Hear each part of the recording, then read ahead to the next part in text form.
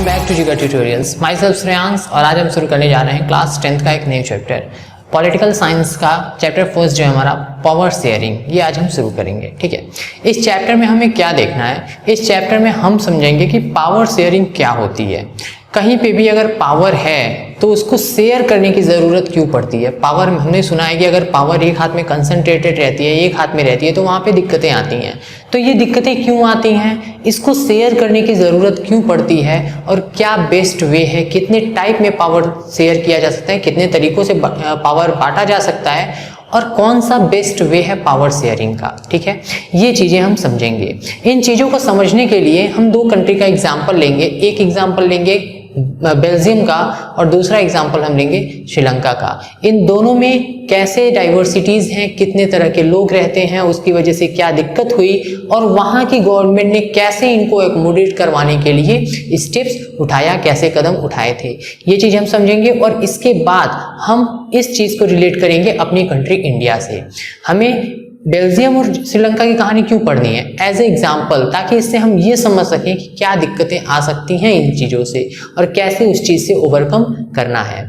India के point of view से ये पावर शेयरिंग चैप्टर बहुत इंपॉर्टेंट बन जाता है। रीज़न क्या है, रीज़न ये है कि इंडिया में आपको पता है बहुत तरीके के लोग रहते हैं, कई तरीके की लैंग्वेज बोलने वाले लोग, कई तरीके के रिलीजन के लोग, कई तरीके का कास्ट के लोग। तो इसलिए इंडिया के पॉइंट ऑफ व्यू से तो बहुत ज़्यादा जरूरी हो जाता है कि इतनी बड़ी कंट्री में इतनी तरह के लोग रहते हैं, फिर भी सबको एक साथ एकोमोडेट कैसे करवा लिया जाता है, कैसे डेमोक्रेसी को हम इस्टेब्लिश कर लेते हैं, सबको इक्वल कैसे ट्रीट कर लेते हैं, ये समझने के लिए हमें पढ़ना होगा ये चैप्टर पावर शेयरिंग। तो एक बात बता दूं कि पॉलिटिकल साइंस का जितना भी चैप्टर है लगभग ये सब एक दूसरे से रिलेटेड आएगा। तो चैप्टर को ध्यान से पढ़ना और हर पॉइंट को समझते हुए चलना। ठीक है, रटने की कोशिश नहीं, समझना है, हर पॉइंट को समझ के तब आगे बढ़ना है। तो चलो शुरू करते हैं अपना आज का लेक्चर। पावर शेयरिंग एक फेनोमेनॉन है जिसमें हम पावर को डिफरेंट एथनिक कंपोजिशन या एथनिक ग्रुप्स में डिवाइड करते हैं। अब आपका क्वेश्चन आएगा कि सर ये एथनिक कंपोजिशन क्या होता है, एथनिक ग्रुप क्या होता है। तो first of all let me tell you what is ethnic composition. ये एथनिक कंपोजिशन होता क्या है, पहले हिंदी में समझते हैं, उसके बाद हम आएंगे इसके ओरिजिनल डेफिनेशन पे। एथनिक कंपोजिशन क्या होता है, कभी भी कोई भी सोसाइटी अगर किसी कॉमन कल्चर पे, कॉमन डिसेंट पे, मतलब कॉमन चीजों के बेसिस पे अलग अलग पार्ट्स में डिवाइड हो जाए तो उसको हम क्या कहते हैं, एथनिक कंपोजिशन, एथनिक डाइवर्सिटीज भी कह सकते हैं। मतलब कि अगर कोई सोसाइटी है और उसमें कुछ कॉमन चीजों वाले लोग एक साथ हो जाएं, कुछ अदर कॉमन चीजों वाले लोग एक साथ हो जाएं, तो इसको हम कहते हैं एथनिक कंपोजिशन। एक सिंपल सा एग्जांपल अगर लिया जाए तो जो हमारी कंट्री इंडिया है इसमें बहुत ज़्यादा पॉपुलेशन है। अब ऐसी इतनी ज़्यादा पॉपुलेशन में हमने देखा है कि कुछ लोग गुजराती बोलते हैं तो वो लोग अपना अलग ग्रुप बनाए हुए हैं, कुछ लोग तमिल बोलते हैं वो लोग अपना अलग ग्रुप बनाए हुए हैं। जो लोग गुजराती बोलते हैं उनको अगर तमिल्स के साथ रहने को कह दिया जाए तो वो थोड़ा सा दिक्कत में आ जाते हैं। अगर उन्हें गुजराती के साथ एकोमोडेट करवाया जाए, रहने के लिए बोला जाए, तो वो इसको इजीली उनके साथ कंफर्टेबल रहते हैं। देखा है, तो ये चीज जो किसी सोसाइटी में एक पर्टिकुलर कॉमन चीजों के बेसिस पे सोसाइटी का डिवीजन हो जाता है तो उसी डिफरेंट पार्ट्स को हम एथनिक डाइवर्सिटी या एथनिक कंपोजिशन बोलते हैं। ठीक है, डिफिनीशन पे आते हैं। डिफिनीशन क्या कह रहा है, सोशल डिवीजन। सोशल डिवीजन का मतलब डिवीजन ऑफ द सोसाइटी ही है। सोसाइटी का division on the basis of, किस बेसिस पे, तो ऑन द बेसिस ऑफ या divisions between common descent and shared culture. Shared culture या कॉमन डिसेंट के बीच में जो सोसाइटी का डिवीजन हो जाता है इसी को कहते हैं हम एथनिक कंपोजिशन। तो बच्चा डिफिनीशन इतना याद कर डालो, एक लाइन के डिफिनीशन है। बाकी एथनिक कंपोजिशन क्या होता है ये वाकई में समझने के लिए सिंपल सा एग्जांपल मैंने बता दिया है कि कोई भी सोसाइटी है, कुछ कॉमन चीजों के बेसिस पे अगर डिफरेंट ग्रुप्स बन जाता है तो उसको हम कहते हैं एथनिक कंपोजिशन। एक और छोटा सा एग्जांपल ले लेते हैं। अगर कोई गांव है जिसमें 100 पॉपुलेशन है, 100 लोग रहते हैं, तो उस 100 लोगों में अगर मान लो कि 10 लोग जो हैं वो छोले भटूरे खाना पसंद करते हैं, 10 लोग खीर खाना पसंद करते हैं, 10 लोग कुछ और खाना पसंद करते हैं, ऐसे करके 10-10 का डिफरेंट ग्रुप्स बन गया। तो एक जो कॉमन गांव था, एक विलेज था, वहां पे कॉमन चीजों के बेसिस, मतलब छोले भटूरे के बेसिस पे, खीर के बेसिस पे डिफरेंट पार्ट्स में वो गांव बट गया। तो इसी डाइवर्सिटीज को, इसी डिफरेंसेस को हम कहते हैं एथनिक कंपोजिशन। ठीक है, तो I think ethnic composition clear है। ठीक है, अब हम एथनिक कंपोजिशन समझ चुके हैं, अब हम देखेंगे कि बेल्जियम की क्या एथनिक कंपोजिशन थी। बेल्जियम का मैंने पहले ही बताया है कि बेल्जियम का एग्जांपल हमें देखना है, इसके बाद हमें श्रीलंका का एग्जांपल देखना है। तो बेल्जियम की एथनिक कंपोजिशन कैसी थी और इसको हम क्यों पढ़ रहे हैं। देखो बेल्जियम जो कंट्री था, बेल्जियम में बहुत ज्यादा डाइवर्सिटीज थी। देखो पहले फर्स्ट ऑफ ऑल कि बेल्जियम है कहाँ पे, तो Belgium is a small European country. French revolution जब पढ़ा रहा था मैं, तो उसमें मैंने बताया है कि बेल्जियम फ्रांस के जस्ट ऊपर है, फ्रांस के जस्ट ऊपर है। बेल्जियम जो है फ्रांस से अपनी बाउंड्री शेयर करता है, तो Belgium is a small European country, बहुत छोटी सी है, अपनी कंट्री के हरियाणा के बराबर है। तो बेल्जियम जो है ये एक छोटी सी यूरोपियन कंट्री है। इसकी पॉपुलेशन लिटिल ओवर 1 करोड़ है। लिटिल ओवर 1 करोड़ का क्या मतलब है, 1 करोड़ से थोड़ी सी ज्यादा होगी, बहुत ज्यादा नहीं है, 1 करोड़ से हल्की सी ज्यादा होगी, मतलब कि पॉपुलेशन बहुत ज्यादा नहीं है, ठीक है। अब उसके एरिया वाइज पॉपुलेशन है ठीक ठाक, लेकिन फिर भी बहुत ज्यादा नहीं है। तो Belgium is a small European country with population little over 1 crore. यहाँ पे मेन चीज क्या देखने को मिलती है कि it has a very complex ethnic composition. 1 crore he population है, बट उसी विद इन दैट 1 करोड़ उसकी जो एथनिक कॉम्पोजिशन है वो बहुत ही कॉम्प्लेक्स है। एथनिक कॉम्पोजिशन का मतलब कि सोसाइटी का जो डिवीजन है वो बहुत कॉम्प्लिकेटेड तरीके से हुआ है, ठीक है। तो कैसे कॉम्प्लिकेटेड हम क्यों बोल रहे हैं, क्या कॉम्पोजिशन है कि हम इसको कॉम्प्लिकेटेड बोल रहे हैं, तो चलो देखते हैं। इसको भी हम 2 पार्ट्स में देखेंगे। पहले पार्ट में हम देखेंगे कि बेल्जियम कितने पार्ट्स में डिवाइडेड है, कितनी एथनिक कंपोजिशन है, कैसी एथनिक कंपोजिशन है, और इसके बाद हम बेल्जियम की जो कैपिटल है ब्रुसेल वहां की बात करेंगे, ठीक है। तो चलो शुरू करते हैं बेल्जियम की एथनिक कंपोजिशन की बात। जो पूरी बेल्जियम कंट्री है उसके 100% पॉपुलेशन जो है वो 3 पार्ट्स में डिवाइडेड है। एक 59%, दूसरा 40% और तीसरा 1%। जो 59% पॉपुलेशन है, मतलब कि मेजोरिटी वाली जो पॉपुलेशन है, ये डच स्पीकिंग की है, ये लोग डच भाषा बोलते हैं, डच स्पीकिंग की है। जो 40% पॉपुलेशन है ये फ्रेंच स्पीकिंग है, ये फ्रेंच भाषा बोलती है, और जो 1% बची ये जर्मन भाषा बोलती है, ठीक है। तो 1% का कोई खास रोल यहाँ पे नहीं आएगा, यहाँ पे मेन रोल हमारा 59% और 40% वालों का है। तो एक बार फिर से रिकॉल कराता हूँ, 59% जो कि मेजोरिटी है वो क्या बोलती है, डच बोलती है, और जो 14% है, 40% जो माइनॉरिटी में है वो कौन सा लैंग्वेज बोलती है, फ्रेंच बोलती है। अब रहती कहाँ पे है ये पॉपुलेशन, तो इसका भी एक सर्टिफाइड एरिया है। देखो ये मैप है, मैप ओरिजिनल मैप नहीं है, ये सिर्फ समझने के लिए मैंने रैंडम मैप बना दिया है।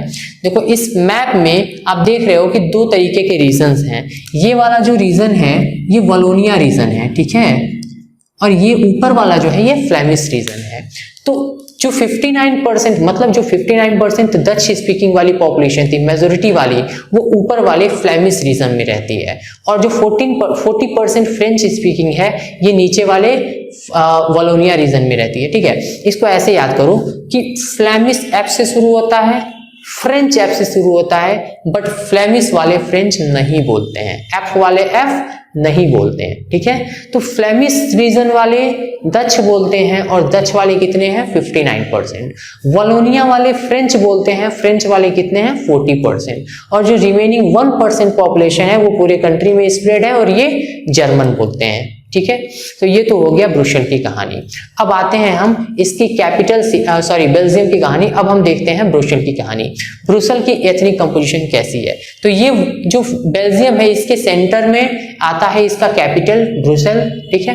ब्रुसेल की क्या कहानी है, in the capital Brussels 80% of the population speak, देखो एफ लिखा है, एफ का मतलब फ्रेंच है और डी का मतलब डच है। तो 80% पॉपुलेशन जो ब्रुसेल की है ये फ्रेंच बोलती है, और 20% पॉपुलेशन है जो डच बोलती है।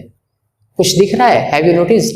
देखो यहाँ पे दिख क्या रहा है कि यहाँ पे हमने कहा कि 40% फ्रेंच बोलती है, 59% डच बोलती है। मतलब सिंपल है कि Dutch speaking is more than French speaking, ठीक है।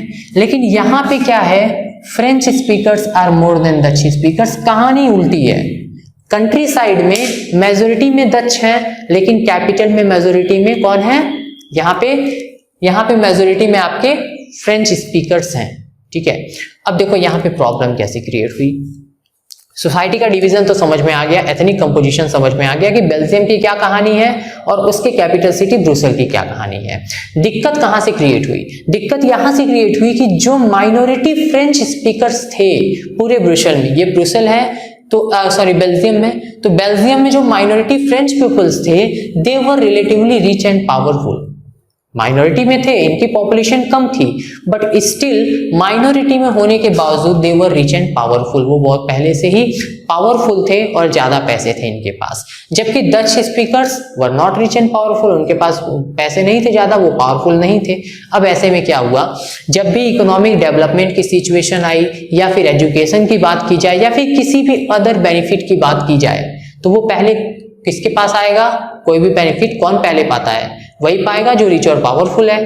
तो कोई भी बेनिफिट जब बेल्जियम में आता था तो वो पहले फ्रेंच स्पीकर्स के पास जाता था और उसके बाद मच लेटर कह सकते हो, काफी टाइम बाद डच को वो फैसिलिटीज मिलती थी। तो अब एक ही कंट्री है, उसी में ये भी रह रहे हैं फ्रेंच स्पीकर्स भी, उसी में डच स्पीकर्स भी रह रहे हैं। तो फिर कोई भी अगर डेवलपमेंट हो रहा है या कोई भी पॉलिसी आ रही है, एजुकेशन की बात कर ली जाए या किसी और चीज की, दोनों को इक्वल मिलना चाहिए, बराबर मिलना चाहिए, एक साथ मिलना चाहिए, बट ऐसा नहीं था। कंपोजिशन, एथनिक कंपोजिशन की वजह से, वेरिएशंस की वजह से, इनके पावरफुल होने की वजह से इनको चीजें पहले मिलती थी और डच वालों को बाद में मिलती थी। इस वजह से जो मेजोरिटी में डच स्पीकर्स थे दे वर एंग्री, वो एंग्री थे, गुस्सा थे इन लोगों से, वो नाराज थे। क्यों नाराज थे? तो this made majority Dutch speaking angry. क्यों angry? As they get benefit of economic development and education much later. इनको जो इकोनॉमिक डेवलपमेंट है और एजुकेशन है इसका फायदा काफी लेट से मिलता था, इस वजह से ये नाराज थे। अब इस नाराजगी की वजह से हुआ क्या, ये लोग नाराज थे, धीरे धीरे अपना एक साथ जो कह सकते हो कि मिलजुल के रहने वाली बात है ये धीरे धीरे खत्म होने लगी। और बिटवीन 1950s से 1960s के बीच में, 1950 से 1960 के बीच में क्या हुआ कि ये जो टेंशन था बेल्जियम में ये बहुत ज्यादा डेवलप हो गया, काफी ज्यादा टेंशन बढ़ गया था। और टेंशन बढ़ने की वजह से क्या हुआ था कि बहुत ज्यादा कॉन्फ्लिक्ट वगैरह शुरू हो गया, एक दूसरे का अपोज करना एंड ऑल, ये सारी चीजें शुरू हो गई थी। ठीक है, तो यहां तक हम लोग स्टोरी समझ चुके हैं। ये था पूरा बेल्जियम की एथनिक कंपोजिशन के बारे में कि वहां की कैसी कंपोजिशन है, किस तरह के लोग हैं और वो लोग, उन लोगों का एक दूसरे के साथ क्या रिलेशन था। ठीक है, एक बार फिर से देखते हैं एथनिसिटी क्या होती है। एक सोशल डिवीजन, सोसाइटी का division between common culture and shared culture या फिर कॉमन कल्चर, कॉमन डिसीजन, कुछ भी कह सकते हो। तो सोसाइटी का डिवीजन किसी पर्टिकुलर बेसिस पे, इसको कहते हैं एथनिक कंपोजिशन।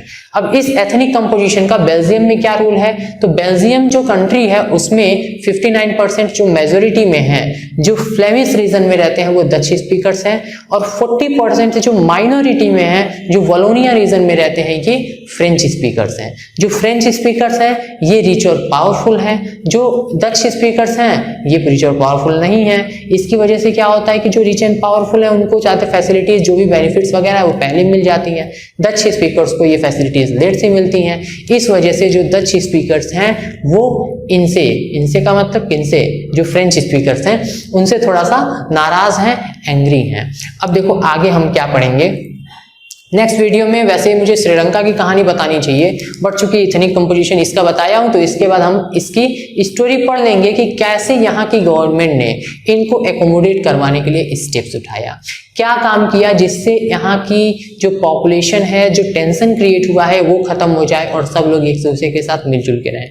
तो क्या किया जाएगा, अभी देख रहे हो ज्यादातर पावर वगैरह किसके पास है, पावरफुल कौन है, फ्रेंच स्पीकर्स हैं। तो यहाँ की जो गवर्नमेंट है ये कुछ ऐसी पॉलिसीज लाना चाहेगी जिससे दोनों का इक्वल पावर हो जाए, मतलब पावर को शेयर करने की कोशिश करेगी। तो देखते हैं कि यहाँ की गवर्नमेंट पावर शेयर करती है कि नहीं करती है, और अगर करती है तो कैसे करती है, नहीं करती है तो फिर इस सिचुएशन में क्या सीन क्रिएट होता है। ठीक है, ये सारी चीजें हम नेक्स्ट वीडियो में देखेंगे।